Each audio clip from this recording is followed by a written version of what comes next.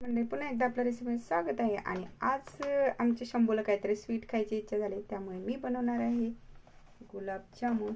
हे मी आशीर्वादचं पीठ घेतलंय आणि मिक्स करून घेऊया. चला आता इथे आपला डो मस्त असा रेडी झालाय.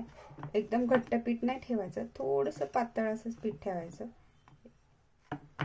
तर ह्याला आपण रेससाठी तुमचा जो डो असेल किंवा पीठ जे रेडी केलेलं असेल ते थोडंसं पातळ ठेवायचं आणि थोडा वेळ ह्याला रेस्टसाठी ठेवायचं, म्हणजे झाकून ठेवायचं 15-20 मिनिटासाठी.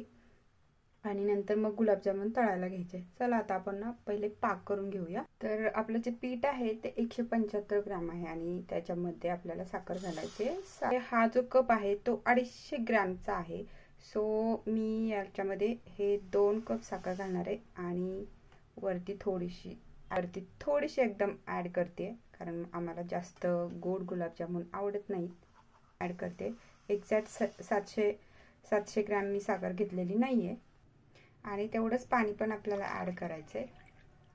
हे 2 कप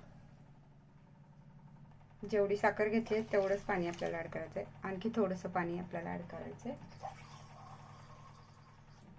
वरती जेवढी थोडीशी साखर ॲड केली होती तेवढंच पाणी मी ॲड करते.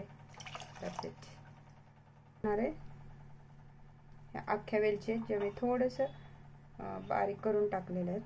आणि ही वेलची पूड आणि ह्याच्यामध्ये केशर घालायचं थोडंसं. आणि चला आता हा पाक आपण मस्तपैकी गॅसवरती गरम करायला ठेवूया. तोपर्यंत आपला पाक तयार होतोय तोपर्यंत आपण काय करायचं, दुसरीकडे घ्यायची, त्यामध्ये तेल तापत ठेवायचं आणि हे गुलाबजाम पण तळून. आपला पाक रेडी होतोय तोपर्यंत आपण काय करूया, ह्याचे गोळे करून घेऊया छोटे छोटे. आता हे पीठ एकदम छान परफेक्ट भिजलंय, त्यामुळे इथे जो तुम्हाला बॉल दिसतोय तर याला कुठेच क्रॅक्स नाही आहेत. तर असे क्रॅक्स जेव्हा पडत नाहीत ना ह्या पिठाला, तेव्हा गुलाबजाम एकदम छान होतात, सॉफ्ट होतात, स्पॉन्जी होतात.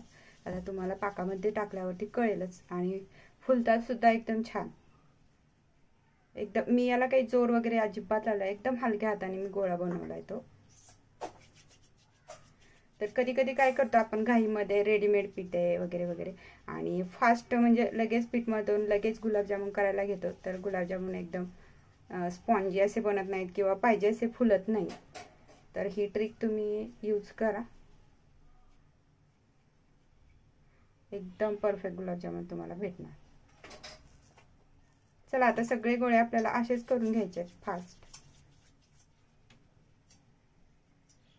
चला आता आपले गुलाबजामुन सगळे रेडी झालेले आहेत. तुम्हाला मी जवळून दाखवते. एकाही गुलाबजामुनवरती तुम्हाला रेषा किंवा क्रॅक्स दिसणार नाही, एकदम सॉफ्ट असे गुलाबजाम झालेले आहेत. तर आता याला आपण तळायला घेऊया. चला आता इथे तुम्ही बघू शकता पाकाला उकळी आली मस्त आणि पाक शिजून रेडी झालाय. तर याला आपण उतरूया आणि गुलाबजामुन फ्राय करून घेऊ. ऑइल गरम झालंय, आता आपण ह्याच्यामध्ये गुलाबजामुन सोडून घेऊया.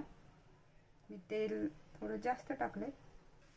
आणि गुलाबजाम तळताना कमीच फ्लेमवरती तळायचे, कमी गॅस ठेवायचा आहे. फुल गॅस अजिबात नाही ठेवायचा.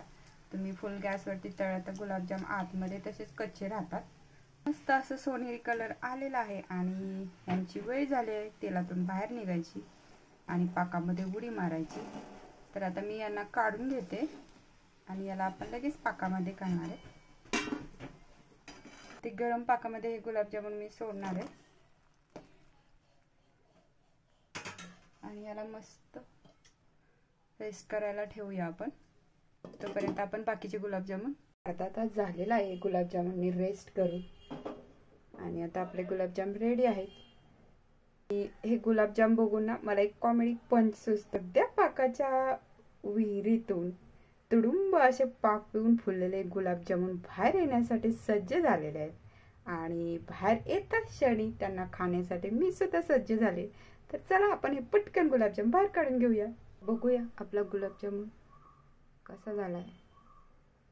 एकदम स्पॉन्जी असा आतमध्ये आणि सॉफ्ट असे गुलाबजामुन हे रेडी झालेले आहेत. तर तुम्ही सुद्धा या ट्रिकने गुलाबजामुन करा, जे काही रेडीमेड बनवत असाल तुम्ही ते. तर कशी वाटली तुम्हाला आजची रेसिपी, आणि रेसिपी आवडल्यास लाईक शेअर आणि सबस्क्राईब करायला विसरू नका. आणि हो, तुम्ही पण गुलाबजामुन खायला या मंडळी. तोपर्यंत भेटूया नेक्स्ट व्हिडिओमध्ये. Tata bye bye.